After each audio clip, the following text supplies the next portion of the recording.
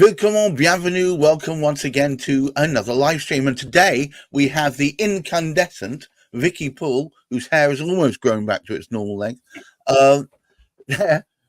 Beautifully resplendent as she is, lipstick and all.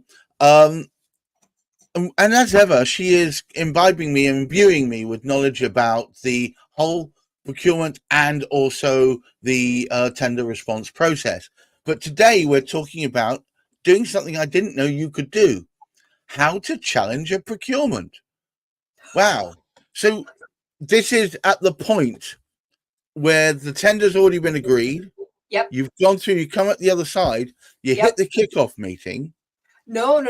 It's before that. So right. So the tender's been released by the council, everyone's done their response, the response has been evaluated. The council has said, I want to award to many purple hats.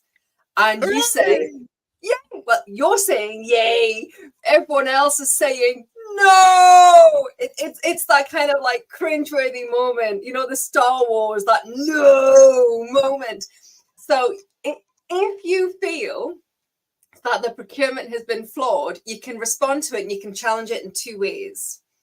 And you can challenge the procurement, and this has actually happened in the past. This is a real thing. This is not just come out of your imagination. No.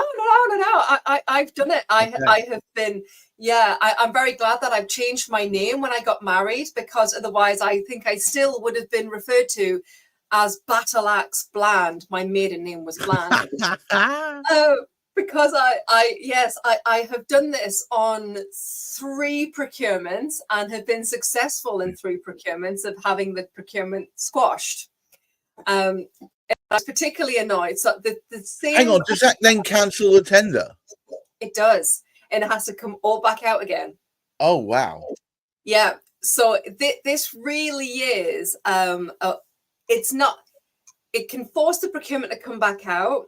You can force Crown Commercial Services to step in and review it, and you can cause wider ripples within the community about. Can I have a story, please? A story. Oh wow! Change the names to protect the innocent. Change the names to protect the innocent. Jesus, I'm not entirely sure I can do that.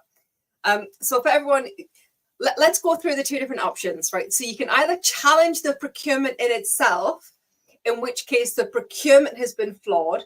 So either, because when you raise clarification questions, you can raise them as general or raise them as privileged, in which case you get your own reply, like your own response.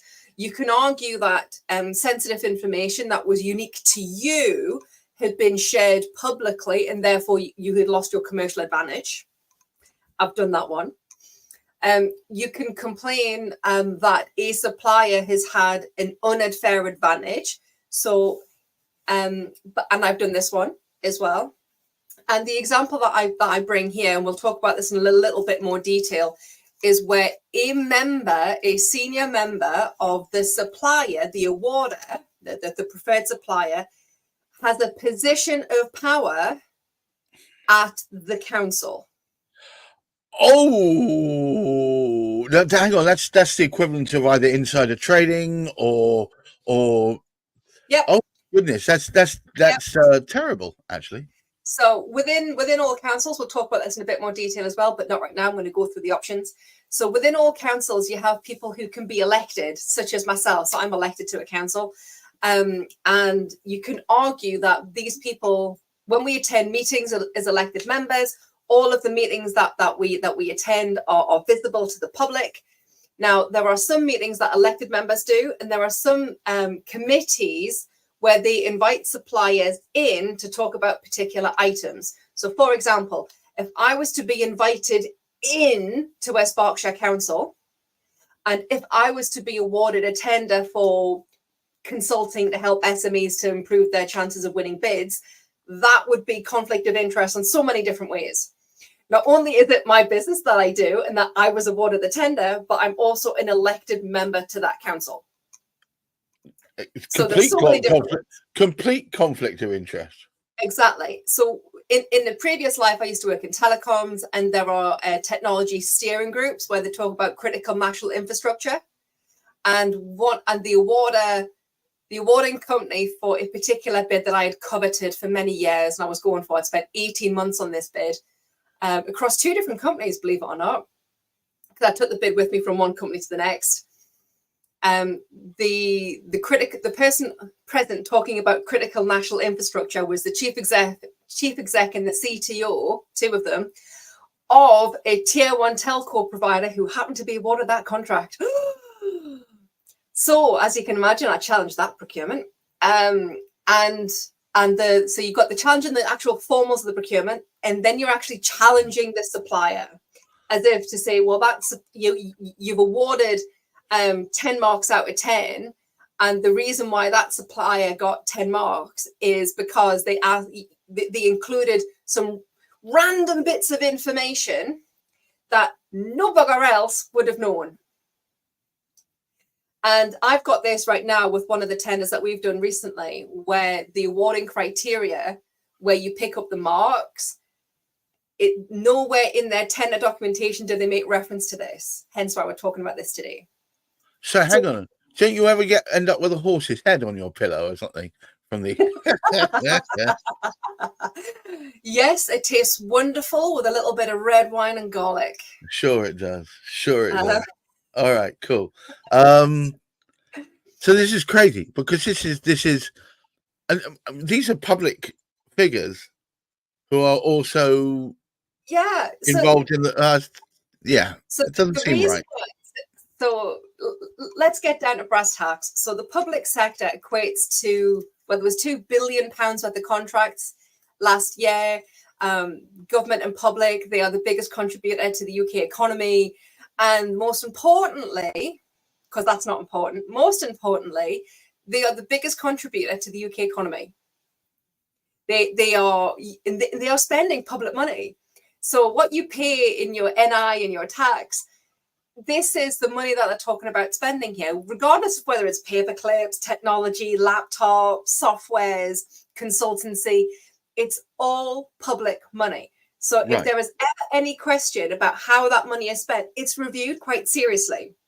And the guidance that always comes out is you have to err on the side of caution, which is why the procurement teams at councils are so critical, because they get it in the neck on so many days about process, and they understand Crown Commercial Services processes.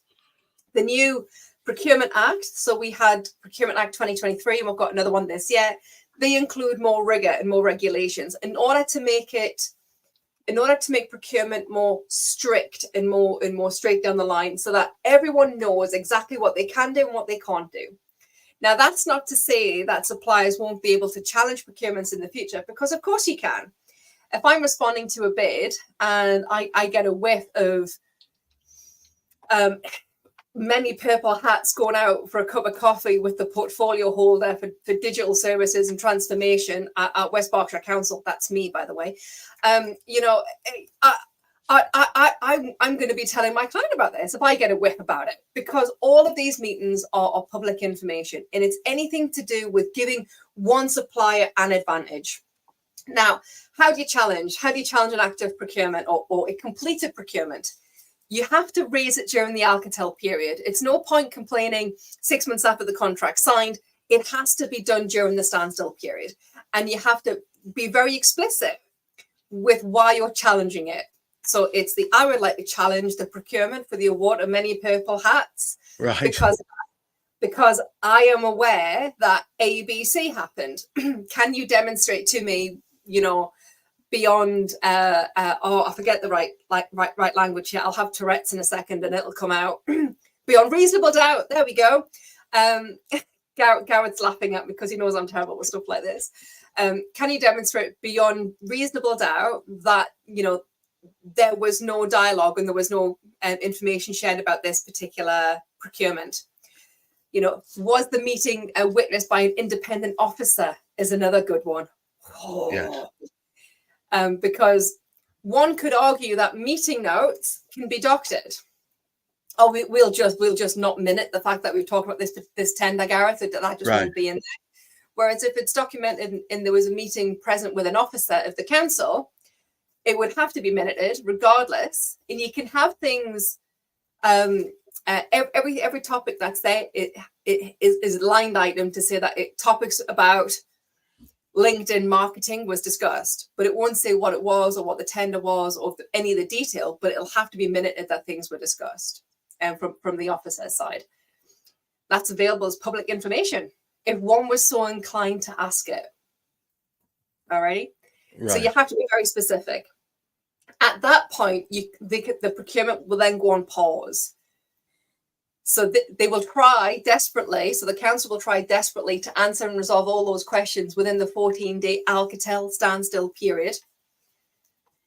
But if at that point, it's agreed that there hasn't been, that there's no proof beyond a doubt, it then gets formally challenged and Crown Commercial Services step in.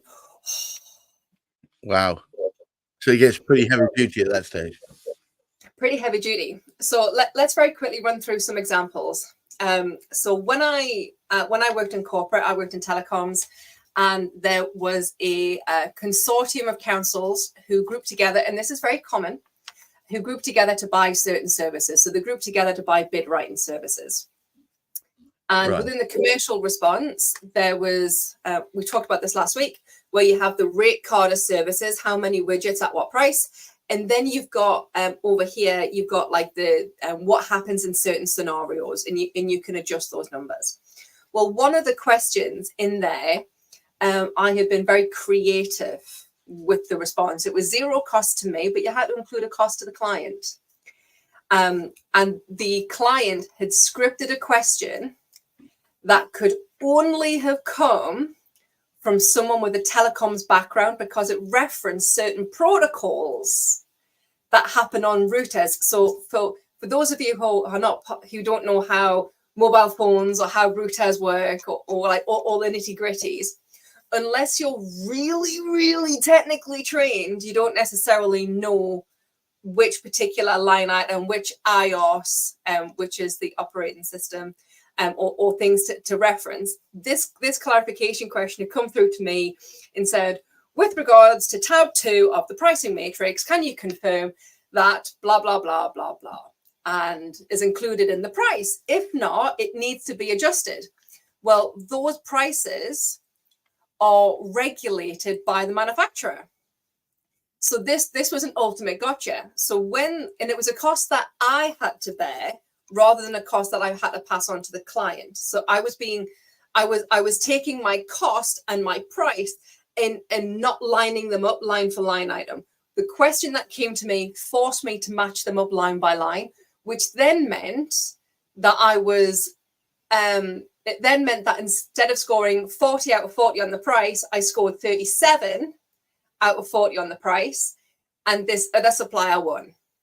So I challenged the procurement. I got told that they could ask any question to clarify the bid. I went back to them and said, demonstrate to me beyond reasonable doubt. And they said, no, we won't. I said, well, great. So as I know that this MD and this CTO from this company, who is the awarder, was present at this meeting where none of the items were discussed, there was no reference, and Crown Commercial Services stepped in and pulled the procurement. Did you get any slightly miffed emails? Death threats? I didn't. I got told I was brave. Because well, the letter that I sent in is usually signed by the MD of the company. I had offered for me to sign it because it was me as the business development director rather than the company. And funnily enough, I have never been invited to present or to be part of this particular company. As it so happens, and by complete coincidence, all of the procurements that I've ever challenged have been contracts that have been awarded to the same supplier. I know. By complete coincidence, it's for no other reason than it was I felt it was unfair. Another procurement. We get feeling it was unfair. It bloody was unfair. It was unfair. Another previous procurement, I had found evidence to the fact that the supplier, the incumbent supplier, had their new business development team attend a service meeting. Right. You can't have a new business development team attending a service meeting for an in-life service contract. No. And I found under freedom of information, I found that there was items that were discussed through the minutes, and this project had actually been awarded and signed, and Crown Commercial Services stepped in and said that they couldn't do that because it was minuted. So this is the value of council officers. I'm really surprised. I'm really surprised, you know, black cars following you wherever you go, man. It's crazy stuff. All right, well, look, guys, as ever, an education. I would suggest if any of you guys are thinking about the fact that you feel that it's been unfair. Oh gosh, she's got a point to make. Carry on, Vicky. Sorry. So if anyone feels like that they've been subject to an unfair procurement and you're still in your Alcatel period, your standstill period, drop me a line, drop me a WhatsApp. I'm sure Gareth will put my number across the bottom. This is our team number. We've got a team of consultants ready on hand to answer any questions. If you have something that you'd rather talk about to me in person, I'm going to be at the GB Shared Expo next week in Wigan, which is in the Greater Manchester area. I'm the keynote speaker. I'm there. A couple of members of the team are there. There's definitely one of us there, because me and one other. Come and grab us. We're very easily bought with coffee. And you can come and try your luck to the key of success. Wow. For more information about what that is, you have to come to the expo. I'll pop a link to the where you can get your free tickets below, and we'll look forward to seeing you next week. Until then, thank you all for watching. As ever, we tend to be here weekly talking about all things tender response. But until then, have yourselves a wonderful weekend. Let's hope the sun holds out. And, of course, look after that precious mental health. Bye-bye now. Bye now. Have a lovely